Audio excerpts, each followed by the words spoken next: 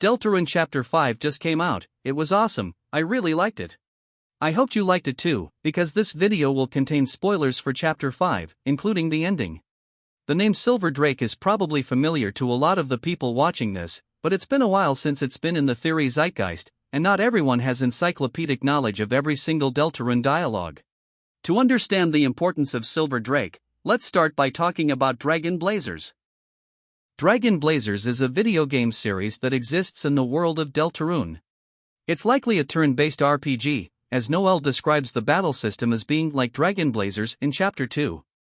In Chapter 4, Susie mentions that Dragon Blazers is based off of Lord of the Hammer, which is in turn based on the prophecy, meaning any information about the events of Dragon Blazers is likely to be foreshadowing for future chapters, just with the details mixed up after being put through 2 layers of interpretation.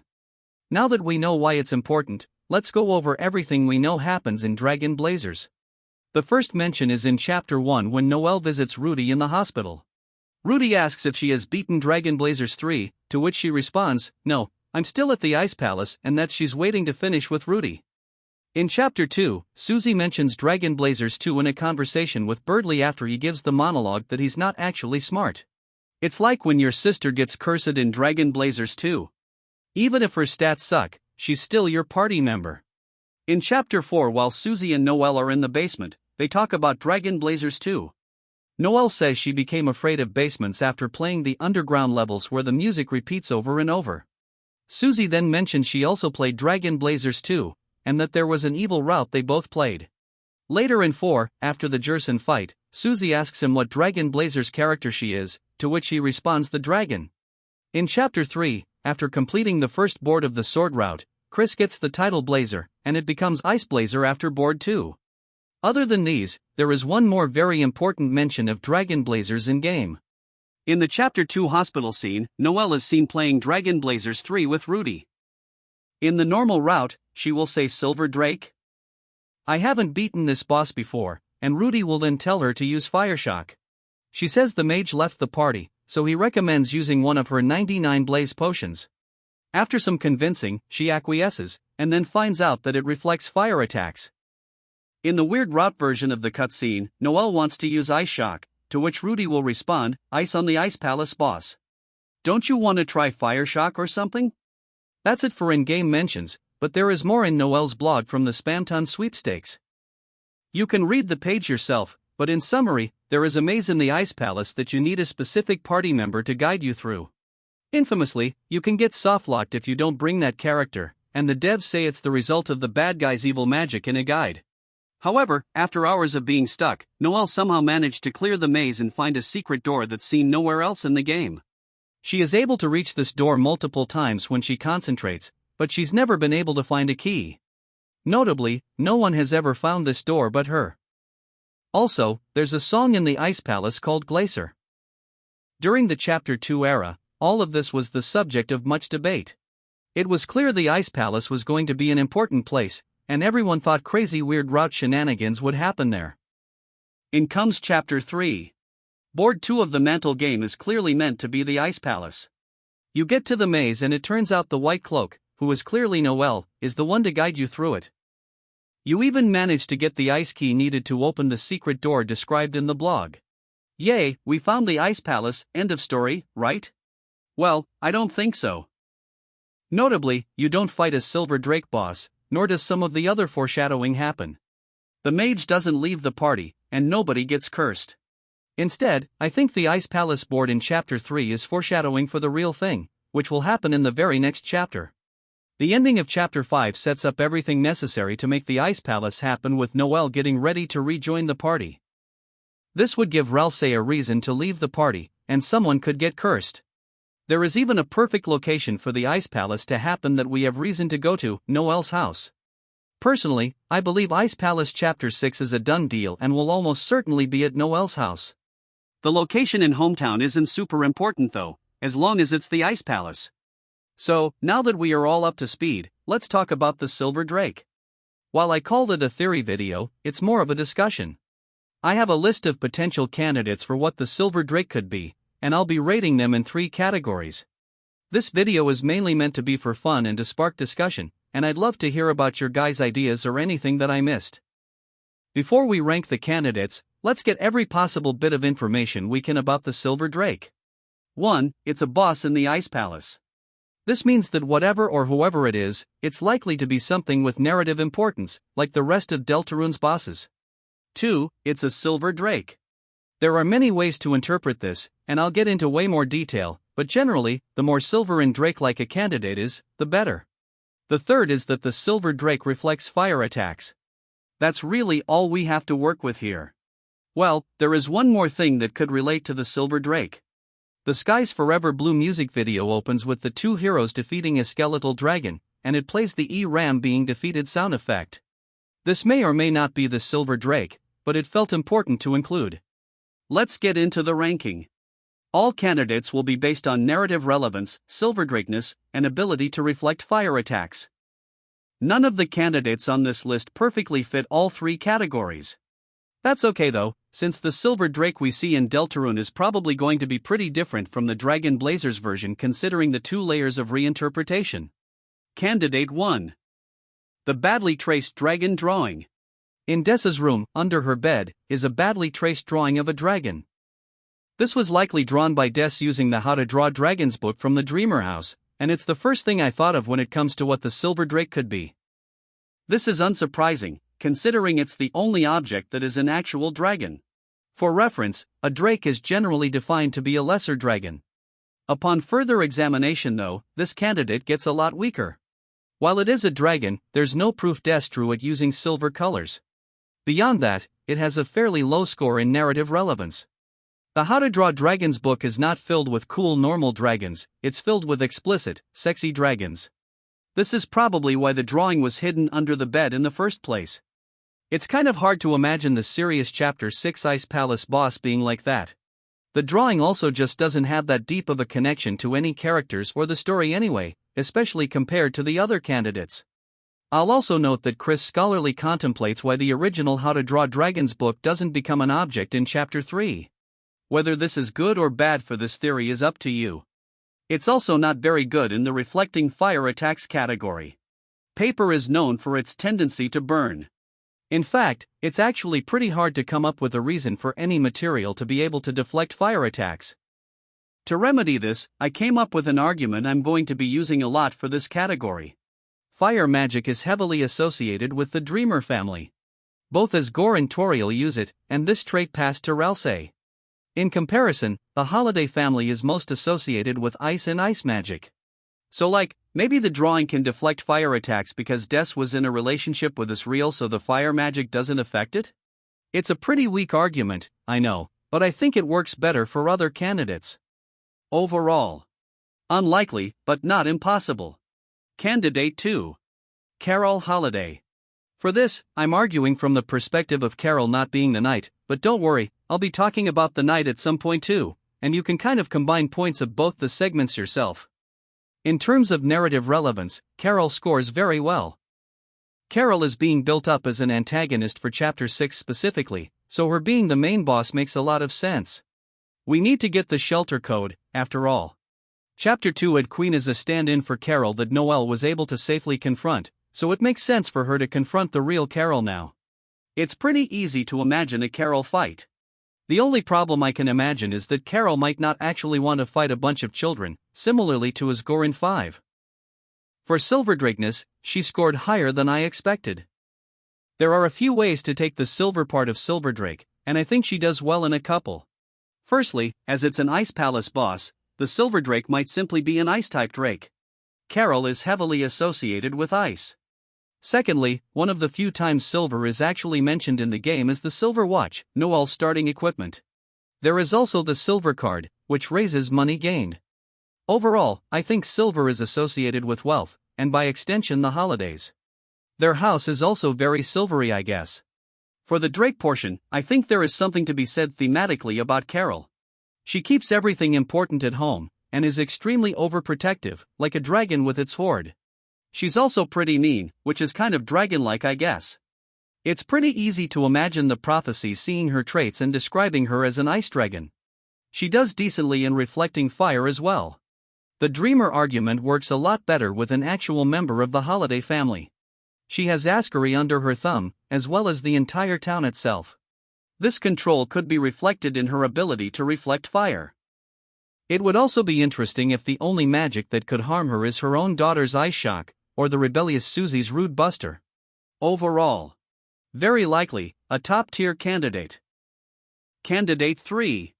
Dessa's guitar. Let's swap back to a darkener. Dessa's guitar is the single most relevant darkener I can think of. It is absolutely loaded with symbolic juice. Most importantly, though, it holds the shelter code inside it, and since that's our current goal, it would make a lot of sense as Chapter 6's final boss. There's so much you could say about things like strings and its connections to the deep lore, and how much it's been foreshadowed. I'm just going to say it's a 10 out of 10 in the relevance category and move on. The guitar fares a lot worse in the other categories. In terms of Silverdrakeness, there's really not much here. It's not silver or a drake. In fact, one of its well-known traits is being red. It's not associated with ice really beyond being an instrument a holiday played. Perhaps I'm just not very creative, but it's kind of hard to imagine a guitar darkener design in general. Maybe there's something here I'm missing, and I would love to hear your ideas on how it could be Silverdrake-like, but for now I'm gonna give it a low score. For reflecting fire, I also really got nothing other than the typical holiday dreamer relationship argument. The guitar is known for being red, so maybe it can reflect fire because of that. Give me better ideas in the comments. Overall, seems unlikely, but I could just be uncreative. Candidate 4. Rudy Holiday. This one is fun for me, because in all of the discussion I've seen, no one has mentioned him yet. Also, this is arguing from the perspective of Rudy not being the knight. Chapter 5 has a cliffhanger with Rudy where it's clear that his health has taken a critical turn, and he has possibly even fallen down in the sense that he is in the coma monsters had before death. Noelle wants her father to get better, and she even mentions in Chapter 2 that she wishes healing magic was real. Well, it seems that she is about to be reintroduced to the dark world, so many have theorized she might make the dark fountain in 6 to save her dad. If we assume that Rudy is in the dark world when it's made, and he is in the fallen down state or already turned to dust, what might happen? It's explained in Chapter 4 that lighteners can only be revived in specific darknesses. When Susie makes her fountain, she just found out Jerson is actually dead, so this fear may have translated as him coming back as an evil skeleton.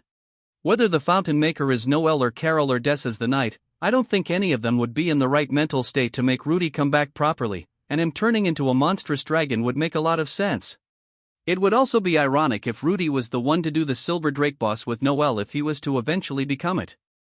I think it's a very interesting idea. Also, remember that dubious evidence from the Skies Forever Blue video? Well, it's a skeletal, probably undead dragon, and this is proposing an undead candidate, so that has to count for something.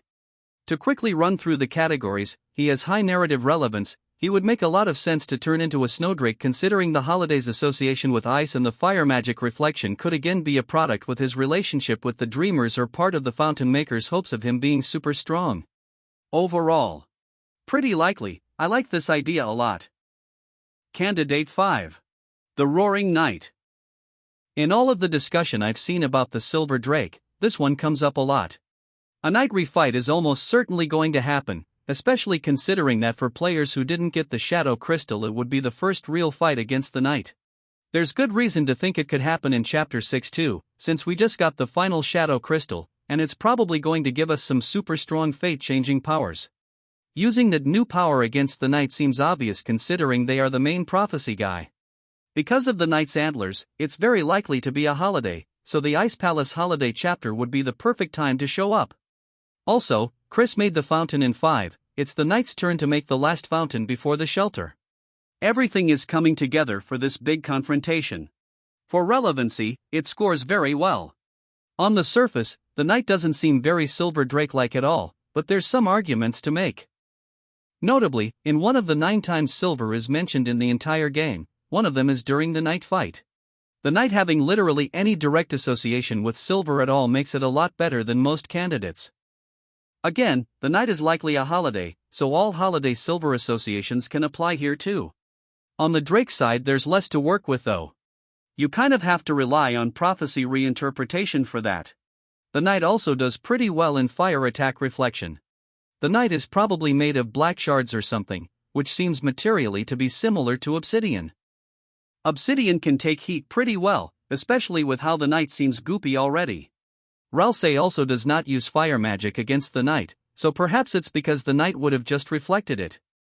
The Titan is also very similar to the night in composition, so perhaps that's why Ralsei didn't use fire magic against it either. It also is just kinda easy to imagine fire magic not affecting the night. I like the fact that this retroactively explains Ralsei's past behavior. So, the night should score pretty well, right? Well, there are some counter-arguments I haven't brought up yet. For one, the night has to rely on reinterpretation pretty heavily since it's not very Silverdrake-like in the first place. Normally I would be willing to look past this, but surely if there's any character who would remain intact from prophecy to dragon blazers, it would be the Knight, right? It is literally the main antagonist, it is described in detail. I think it is unlikely to get from that to Silverdrake. Secondly, while the Roaring Knight does have silver stars as a phrase in its fight, later in the fight it becomes golden stars. I don't think these points kill the candidate or anything, but it does harm it in my eyes. Overall, pretty solid, but I'm gonna bet against it to be different.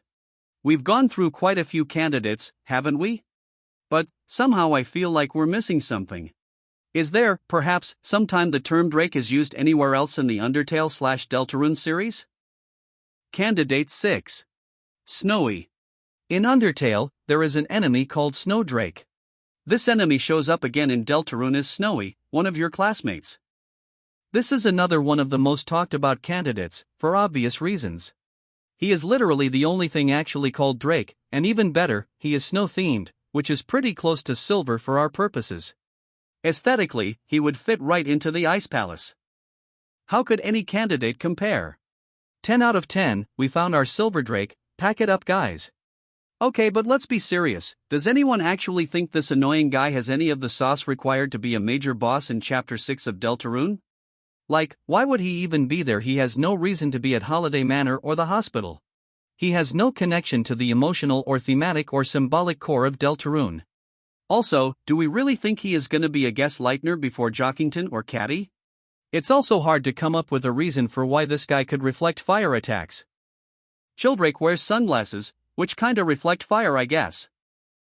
There is probably something to be said about the fact that this guy is defined as a Drake though, maybe it has broader implications about how we should be finding the Silverdrake. It definitely feels hard to write off as pure coincidence. Fun fact, Snowdrake is a pun on snowflake, this could possibly be a thing that's important. Silverdrake is actually Silverflake? Overall, somehow not completely impossible. Candidate 7. Snowy's dead mom. Okay, hear me out on this. We all agree it would suck if Snowy was the Silverdrake, right? This is a crack theory, but it is at least cooler and more interesting. Snowy's mom was an amalgamate in Undertale, and is dead in Deltarune. Somehow, if her remains made it to the Chapter 6 fountain, she could be reborn as a monster similar to an amalgamate. You know Toby likes to have proper fights against guys who didn't get the spotlight in Undertale, like Mettaton, Neo and Jerson. Is it finally time to explore the amalgamate's history in more depth? Plus, seeing Snowy's mom revived as a Silverdrake-like monster could be the thing that teaches Noelle not to do this with Rudy. Also, the undead dragon point comes back to support her here. In terms of fire reflection, there's not much there, but at least revived people seem to be pretty powerful. There is still no way to explain why they would dig up Snowy's mom in the first place though, so I really can't rate this theory highly, even though it is cooler than just Snowdrake. I'll also quickly mention Snowdrake's dad cause I don't feel like doing an entire section for him. He has an even lower relevance score than Snowy. Overall, this is complete crack but kinda cool I guess. Candidate 8. Noelle Holiday. I mean, there's something to this idea, right? She just found out about Dark Worlds and her dad died, she's implied to be extremely powerful, and she's snow-themed. A proper boss fight against Noelle would be quite the twist, especially considering she was the one fighting the Silverdrake. Also, with Noelle's extreme magic power, her being able to make a fire barrier seems possible. This candidate has a lot of problems though. First of all, Noelle mentions wanting to try Ice Shock against the Silverdrake. Considering Noelle is the only one who knows Ice Shock, her being not in the party would make it hard to use it. Obviously the information in Dragon Blazers isn't 100% accurate to Deltarune, but it still seems weird that Noelle wouldn't be in the party considering it's implied Ralsei is the one leaving it. Secondly, even if Noelle would be kinda mad about the Rudy thing, it's hard to imagine her genuinely going all out attacking her girlfriend and childhood friend. Like, damn Susie, how hard did you fumble for this to happen? Overall, I can imagine it happening, but I'm not betting on it. Candidate 9. December holiday. Again, this is written from the perspective of December not being the night. December's disappearance has been a long-standing mystery built up over the entire course of Deltarune. Both Carol and Rudy Knight propose they are the Knight specifically to look for Des, and even if Carol isn't the Knight, her conspiracy boards make it clear she isn't over Des's disappearance. In the holiday-focused Ice Palace chapter, it would make a lot of sense to clear up a lot of the details of this mystery, and possibly even for the missing Des to be found. Since Des has been gone so long, probably as part of an incident with a dark fountain, it's possible she might have died and become a monstrous creature of the dark, a Silverdrake. In relevance, she's a perfect 10 for me. In Silverdrakeness, she does pretty well as a holiday who would be turned monstrous. Likewise, she has the classic holiday dreamer relationship argument to prop up fire reflection. There are some problems with this theory though. It's implied that the place Des went missing was the shelter, so in many ways it would make more sense to finally find Des there instead of the Ice Palace. Also, her relevance might genuinely be too high? Like, she feels more like a Chapter 7 thing to me than a Chapter 6 thing, but who knows? Overall, a distinct possibility, but not the most likely one. We are finally on Candidate 10. You might have been surprised just how many candidates I came up with, but we still have quite a few to go. Admittedly, I've already played all my best cards, and we are starting to scrape the bottom of the barrel. A lot of these are Darkners who are at least relevant, but maybe not as the Silverdrake. I still think we should mention them for the sake of completeness. Candidate 10. Ice-E. In the basement of the holiday house, there is a big creepy Ice-E doll. Ice-E has long been the bane of theorists who are way too deep into Deltarune lore. He shows up everywhere, he is somehow the only character other than Chris to have a relation to Burning Eyes. You could make a super long video explaining everything about Ice-E, people already have and you should check them out, but going over all of it here would mostly be a waste of time. I think having Ice-E finally be a major boss after years of build-up would be cool, and his relevance score is surprisingly high. I can imagine a scary horror cryptid Ice-E boss and it would be peak. For Silverdrakeness, there isn't much to work off of other than general ice associations. For the Drake side, perhaps Ice-E is just generally monstrous, and Dragon Blazers went from a weird Ice-E boss to a more fantasy-esque Silverdrake. For fire reflection, Ice-E, despite being called Ice-E, somehow has connections with fire too. These connections could be why it can reflect fire. Overall, it would be really funny, guys. Candidate 11. The piano. The holidays have a piano that Chris played as a kid. In one of the sweepstakes posts, Noelle talks about how when she was little Chris would sometimes go into another room to play the piano. If she went over to them, they would stop, so instead she listened from afar without letting them know. We see this piano in Chapter 4, and Chris again plays the piano when no one is looking. This piano has some pretty big relevance, and even if it isn't the Silverdrake, I would be very interested to see it as a Darkner. In terms of Snowdrakeness, it's vaguely silver-colored? It's pretty large too, so maybe it could be comparable to a dragon? It's pretty weak in this department. In terms of fire reflection, it doesn't have much going for it. Even though it's the holidays piano, it's most associated with Chris. Maybe you can come up with a way to explain it, but at this point my brain is too fried. The biggest problem with this Darkner is finding a reason why it would be hostile to the fun gang in a serious way. It feels like it would be a benevolent Darkner instead. Overall, technically possible but very unlikely. Candidate 12. The Angel Doll. The Angel Doll is one of the most interesting potential Darkners in Holiday Manor. After all, the Angel Doll is the only other being we controlled similarly to Chris. It's definitely up there as one of the most relevant objects in my opinion. In terms of being a Silverdrake or reflecting fire though, I got nothing. I probably could have gotten away with not including this one. Overall, yeah, probably not. Okay, so guys, remember when I talked about how Snowdrake was a pun on Snowflake and we could make it Silverflake? Okay, so like what if it's the bronzed snowflakes? Overall, We have dug through the barrel and are eating the dirt below. He, you think that I was out of crack theories? Prepare for the greatest theory you've ever seen. You see, when I was trying to come up with something that could reflect fire, I came up with a theory so crazy it just might work. Noelle's house has a refrigerator, which are ice-related. Some refrigerators are also silver.